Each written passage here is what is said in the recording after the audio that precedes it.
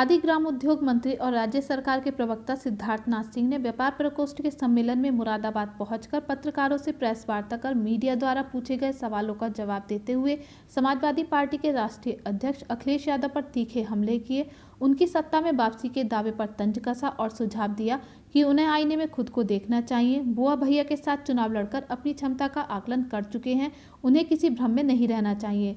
पंचायत भवन में पत्रकारों के प्रश्नों का जवाब देते हुए सरकार के प्रवक्ता ने कहा कि सपा प्रमुख गुंडाराज, माफियागिरी और जन विरोधी कार्य को लेकर अपने शासन में जनता के निशाने पर हैं। जब उनकी सरकार थी तो उन्होंने क्या किया, यह किसी से छुपा नहीं। अगर बुलडोजर और सांड हटाने का नारा देकर सरकार में आना चाहते हैं तो इसका सपना ना पालें। अगर ये आसमान की ओर थूकेंगे तो उनके शरीर पर ही छींटे पड़ेंगी। मंत्री ने कहा कि कोरोना काल के पलायन को मुद्दा बनाने वाले सपा प्रमुख यह जान लें कि सरकार ने 45 लाख लोगों को यहाँ पुनर्स्थापित कराया है और उन्हें रोजगार का अवसर दिया गया है। यह जरूर है कि उनके कार्यकाल में पलायन हुआ था, उन्हें कोरोना का काल याद रखना चाहिए। चुनाव में ओम प्रकाश राजभर के इकलौते चेहरे में से तालमेल करने वाले अखिलेश यादव ये क्यों भूल रहे हैं कि इसके पहले वे बसपा और कांग्रेस से मिलकर चुनाव लड़ चुके हैं। मुरादाबाद में प्रियंका गांधी वाड्रा की रैली के प्रभाव के सवाल पर प्रदेश प्रवक्ता ने कांग्रेस की चुटकी ली। कहा, यह सवाल कांग्रेसियों से पूछा जाना चाहिए कि प्रियंका के प्रचार से उनकी पार्टी का कितना भला होने वाला है। चाह रही है, इसलिए उसी ने ये पेपर टीईटी का आउट कराया। अखिलेश जी भूल जाते हैं कि आपके यहाँ तो ये इंडस्ट्री चल रही थी, उस इंडस्ट्री के जितने तार हैं हम एक के बाद एक खींचते जा रहे हैं। और आपकी क्या नीति होती थी टेट के एग्जाम में कि कोई पकड़ा नहीं, उसको पकड़ने का काम नहीं करते थे आप। षड्यंत्र और संयोजित तरीके से आप पेपर को लीक और उसके अंदर पूरा का पूरा कार्य करते थे, जिससे कि मुनाफा भी हो और आपके लोग एडजस्ट भी हो जाएं, जो लोक सेवा आयोग के माध्यम से या दूसरे माध्यम से होता है, वहाँ पे एग्जाम होते हैं। हमारी नीति क्या है योगी जी की कि कहीं गलत हुआ है स्वीकार करेंगे, लेकिन जो मेरिट है उसको दरकिरार नहीं करेंगे। तो हम मेरिट का भी ध्यान देखते हैं और जो नीति है और नियत उसको भी साफ रखते हैं। उन्होंने ये भी कहा है कि वहाँ जनता, बुंदेलखंड की जनता जो है गरीब है, नौकरी देने के बजाय छीनने का काम किया है भाजपा ने, क्या कहेंगे? वो तो अखिलेश जी को जवाब देना चाहिए कि आपके पिताजी रहे, आप रहे और आपकी बुआ रही, बुंदेलखंड की अनदेखी क्यों होती रही हमेशा? तो उसका जवाब तो वो ही देंगे। हम तो वहाँ पे बुंदेलखंड एक्सप्रेसवे लेकर आ रहे हैं, हम लोग वहाँ पे ललितपुर में 1000 एकड़ के ऊपर फार्मास्यूटिकल पार्क लेकर आ रहे हैं, और जो एक ललितपुर पे सबसे बड़ा एयरपोर्ट बन रहा है इंटरनेशनल, और जितनी भी कारखाने हैं जो ऑर्डिनेंस फैक्ट्री के वो सब आ रहे हैं, शुरू हो गया वहाँ पे काम। और साथ ही साथ जो एमएसएमई के जो बुंदेलखंड एक्सप्रेसवे पे और पूर्वांचल एक्सप्रेसवे पे जो एमएसएमई पार्क्स तैयार कर रहे हैं, आपने तो कुछ किया ही नहीं।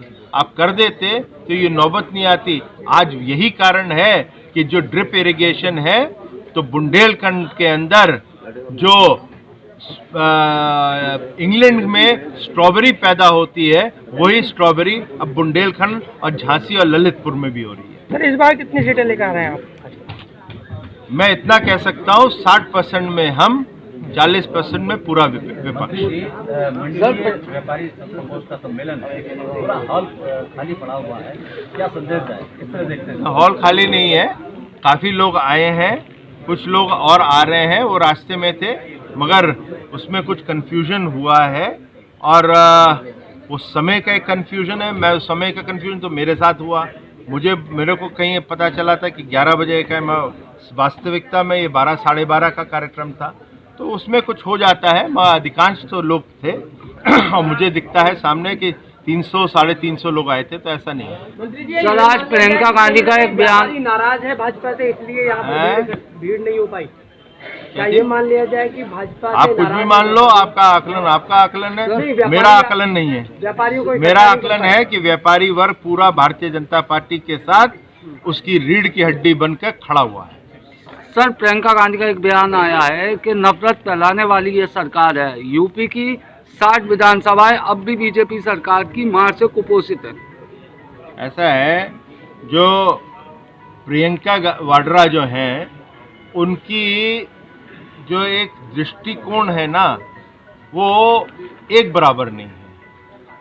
जिस प्रकार से वहाँ पे उनके राज्यों में होता है उन घटनाओं की अनदेखी कर देती हैं, चाहे वो दलितों के ऊपर हो, चाहे किसानों के ऊपर हो, चाहे वो छत्तीसगढ़ का मामला अभी हाल में ही हुआ, कुचले गए बुजुर्ग, कुचले गए महिलाएं, कुचले गई क्योंकि वो क्रय सेंटर में अपने धान बेचने गई थी, उसकी टोकन के ऊपर हुआ, उनको वो अनदेखी वो देखती नहीं है। चाहे राजस्थान का विषय हो, तो वहाँ पे तो वो पर्यटन करने, पॉलिटिकल टूरिज्म करने जाते नहीं हैं, मगर यहाँ पे जो दिखता है उसमें कभी उनकी सच्चाई भी कहीं कहीं धूमिल हो जाती है। मंत्री जी, अखिलेश यादव ने समाज में किन मुद्दों को लेकर भाजपा जा रही है? भारतीय जनता पार्टी का मुद्दा पहला विकास, दूसरा विकास, तीसरा विकास, और जितने उसके बाद मुद्दे होंगे सब विकास।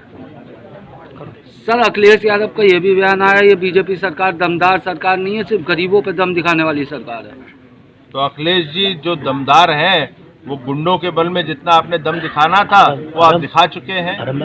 आज जो गरीबों को चाहे वो उनको पट्टे हों, गरीबों को, उन लोग को जो प्रधानमंत्री आवास योजना हो, जिनको गरीबों को शौचालय हो, गरीबों को राशन मुफ्त में दिया जा रहा है, गरीबों को वैक्सीन कोरोना की मुफ्त में दी जा रही है, गरीबों को आयुष्मान भारत के तहत योजना में उनको स्वास्थ्य बीमा दिया जा रहा है, और मनरेगा के तहत गरीबों को सबसे अधिक पूरे देश के अंदर सबसे ज़्यादा काम दिया जा रहा है, तो उत्तर प्रदेश में दिया जा रहा है।